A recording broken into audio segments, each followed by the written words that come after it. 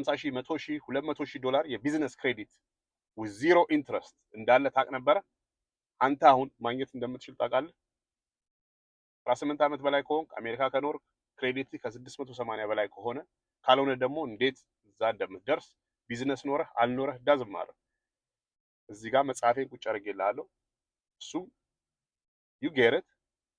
will tell you from step by step ከዜሮ እስከ መጨረሻ ምን ማድረግ እንዳለብህ ይሄ በዩቲዩብ ወይም በቲክታክ ኤክስፕሌን የሚደረግ ነገር አለ እስ ፕሮሰስ ጋይድ ነው መጽሐፉ ምን አይነት ቢዝነስ እንደሆነ የምትከፍተው because the tracking real estate ምናምን ፈንደብል አይደለም ሬድ ፍላግ ነው ቢዝነስ ፎን ነምበር ሲባል ሴልፎን መጠቀም አትችልም ሬዚደንሻል ቤትን መጠቀም አትችልም እንደዚህ የመሳሰሉት ነገሮች 100 በላይ የሚሆኑ አሉ ስሞል ክራይቴሪያዎች ከዛስ የት ባንክ ነው ሄደህ ታደርገው በቅደም ተከተል የትኛዎቹን ባንክ ነው ሄደህ አፕላይ የምታደርገው ሁሉን ነገር ስቴፕ ባይ ስቴፕ ያሳያል የመጽሐፍ እሱ ብቻ አይደለም አሁን ዝም ብለህ ሰርች አድርገህ አሁን $100,000 የቢዝነስ ክሬዲት ካርድ ዜሮ ኢንትረስት ብትል ነፍ ካምፓኒ ይመጣልሃል ሰርቪስ የሚሰጥ ገስዋት እያንዳንዱ ካምፓኒ አቨሬጅ ከ7 እስከ 11% ነው የሚያስከፍሉት let's just say ከ7 እስከ 10 እንበለው ሶ $100,000 ቢያስገኙልህ 7,000 እስከ $10,000 ትከፍላለህ እንደገና ያ ቢጨምሩልህ ትከፍላለህ እሱ ብቻ ሳይሆን አያሳዩህም እንዴት እንደሚሰራ ዩር ብላይንድ አድርገው ነው የሚያሰጡ ይሄ መጽሐፍ ግን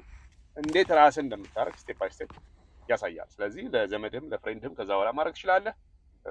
እንደ ቢዝነስ ማድረግ ትችላለህ ማንም አይፈልጋል እኛው ኮሚኒቲ ውስጥ አሁን ሄደህ $100,000 ላስገኝልህ ቢዝነስ ክሬዲት እና ስታገኝ ትሰጠኛለህ 2500 ብትለው people want this ይሄ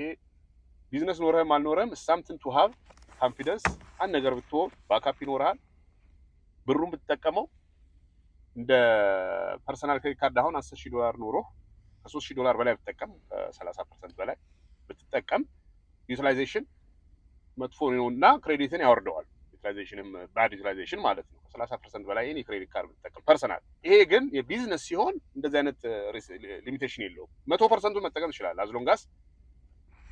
ፔመንትስ ከከፈልክ ድረስ ምንም ዩቲላይዜሽን is not personal ክሬዲት ካርድ የቢዝነስ ክሬዲት ካርድ ነው የሚሆነው ስለዚህ ይሄን ሁሉ ዲቴል ማወቅ ከፈለክ ክሊክ ኢት ጌት ኢት ኦፍ ኮርስ ጥያቄ ካለ you can inbox me or comment ጻፍ ግን ይሄ በሙሉ ከኤ እስከዚህ ያለውን ተንትነው ቁጭ የሚያደርገው ምንም ነገር አይኖርም የመጽሐፍ ሲኖር ያማል